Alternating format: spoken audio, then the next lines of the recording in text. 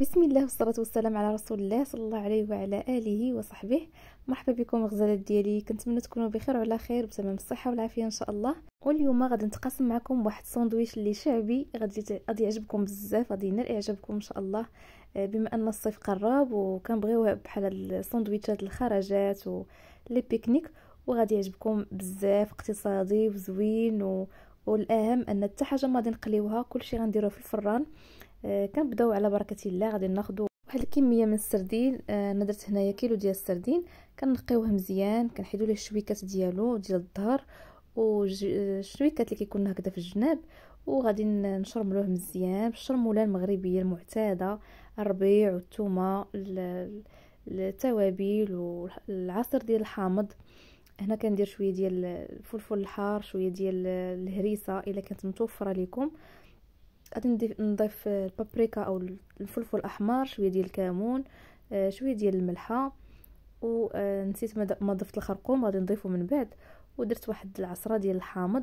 المهم الشرموله المغربيه راه كلشي كيعرفها تبارك الله، كاع المغربيات حدقت ما شاء الله، والنساء العربيات بصفه عامه. عندي متتبعات من الجزائر، من مصر، من ليبيا، من تونس. كنشكركم بزاف وكنرحب بكم في القناه ديالكم.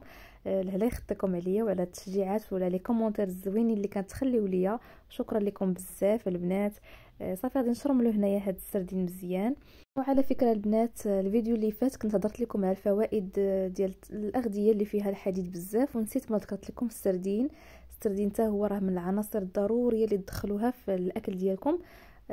كيحتوي على العنصر الحديد بواحد الطريقه رهيبه تبارك الله، والكالسيوم اكيد. وهنا غادي ناخذ بعد ما شرملت السردين ديالي، غادي ناخذ واحد اللاطه، غادي ندهنها هكذا بشويه ديال زيت الزيتون، وكناخذ السميد ديال الذره. بما انني سيلياكيه ما يمكنلياش ندير السميده العاديه اولا الفينو اولا الفورس، فانا غادي ناخذ هنايا السميده الرقيقه ديال الذره، وكندير معها شويه الملح وشويه ديال الكمون، وغادي نشرمل غادي نفند فيها هذا السردين هذا كامل كيف ما غتشوفوا. صافي غادي نستمر حتى غادي نشرمل داك السردين كامل، عفوا نفن داك السردين كامل في ديك السميده. وصافي غادي ندير واحد الرشه ديال زيت الزيتون بحال هكذا من الفوق، وغادي ندخلو الفران يتحمر. الفران يكون ما مجهدش بزاف، درجه حراره 200 الفوق والتحت حتى كيتحمر. ودابا البنات غادي ندوز نحضر معكم الفريت، حتى هي غادي نعملها في الفران. كتجي غزاله هاد الفريته البنات، جربوها وغادي ترحموني عليها. نتهناو من المقليات، نخليو الجسم ديالنا يستافد من الاكل اللي تناكلوه. ما كاين ما احسن من الحاجه الصحيه، بدون زيوت مهدرجه، بدون مقليات. كيف ما شفتوا بعد ما قطعت هنايا الفريت، غادي ندوز البنات باش نحضر معكم السلطه اللي كتمشي مع هاد الساندويتش هذا. فغادي ندير فيها البصيله ومطيشه، معروفه هاد السلطه هذه ديال البصله ومطيشه، كتجي لذيذه مع هاد الساندويتش. فالساندويتش دابا نتوما بديتو كتعرفوا شنو كاين فيه سلطه، وفيه الفريت، وفيه البنات السردين، وغادي يكون فيه جوج المكونات اخرين نخليكم تكتشفوهم من بعد. صافي هنا كندوز نقطع الشلاضه ديالي، وهذا الساندويتش ما غاديش تشبعوا منه، غادي يولي معتمد عندكم ان شاء الله. ونمشيو البنات دابا نديروا العطريه لهاد السلطه هذه. غادي نديروا شويه ديال الربيع، القزبر والمعدنوس، غادي نضيف هنايا شويه ديال الملح وشويه ديال الابزار، وغادي نضيف واحد الملعقه كبيره ديال زيت الزيتون، وغادي نديروا الخل الابيض اولا الخل ديال السلطات كيف تشوفوا معايا. صافي هذه الشرموله اللي كتكون فيه اولا هذه التوابل اللي كتكون في هاد السلطه. زيت الزيتون اكيد، بما اننا كنديروا كلشي صحي، فزيت الزيتون ضروري تدخلوها في الاكل ديالكم، وتحاولوا تبعدوا من الزيوت المهدرجه. صافي غادي نميلونجي داكشي كامل، نخلطو، وغادي نحطو هكذا في واحد الطبسيل ونخليها جانبا. وندوزو دابا الفريته البنات. دهنت اللاطه ديالي بشويه ديال زيت الزيتون، بكميه لا باس بها ديال زيت الزيتون، حيت ما غاديش نزيد نضيف الزيت. صافي غادي نرش هنايا بالملح، نرش شويه ديال الملحه، وغادي نستعمل هاد الاعشاب المنسمه ديال بروفنس، رائعه بزاف، كتجي في في البيتزا، كتجي في لي بات، كتجي غزاله البنات. حاولوا تاخذوها. غادي ندير واحد شويه ديال الفلفل الاحمر صافي، وغادي نخلط كلشي مزيان. الزيت راه درتها لتحت البنات، ما زدتش باقي ضفت الزيت صافي. غادي نفرشوا هاد الفريت هادي مزيان في اللاطه وندخلوها الفران يكون سخون، درجه حرارته هو 300 من الفوق ومن التحت حتى كطيب لينا داك الفريت وكتقرمش.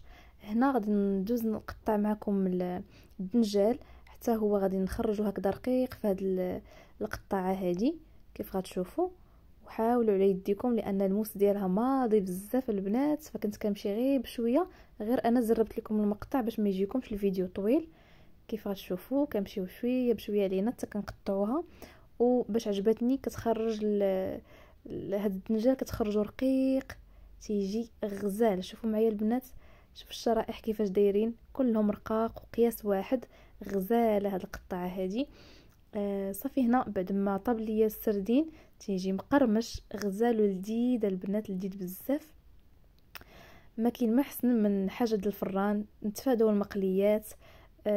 تيقولوا السردين مقلي بنين، ولكن حتى هذا بنين اكثر منه وصحي صافي. كيف ما غتشوفوا دابا البنات غادي نستف هنايا الدنجال وندخلو حتى هو الفران. غندهنو بواحد الدهنه خفيفه بزيت الزيتون من الفوق. ديروا ليه زيت الزيتون من الفوق مزيان، وغادي نرشوه بالملحه، نديروا ليه شويه ديال المليحه وصافي ندخلو حتى هو الفران يتحمر. وغادي نبقاو نقلبوه على الوجه الاخر باش يتحمر لينا كامل. وهنا خديت الفلفل الاحمر والفلفل الاخضر، غادي ندير عليهم واحد الرشه ديال زيت الزيتون وغادي ندهنهم مزيان كيف غتشوفوا بالزيت الزيتون. وغادي ندخلهم حتى هما الفران، محد الفران سخون فكلشي كنطيبوه في الفران من الاحسن. وإلا بغيتو تشويو الفلفله فوق العافيه فيمكن لكم تشويوها. وصافي بعد ما طابت لي الفريت ديالي فكتخرج على هذا الشكل هذا غزاله البنات لذيذه.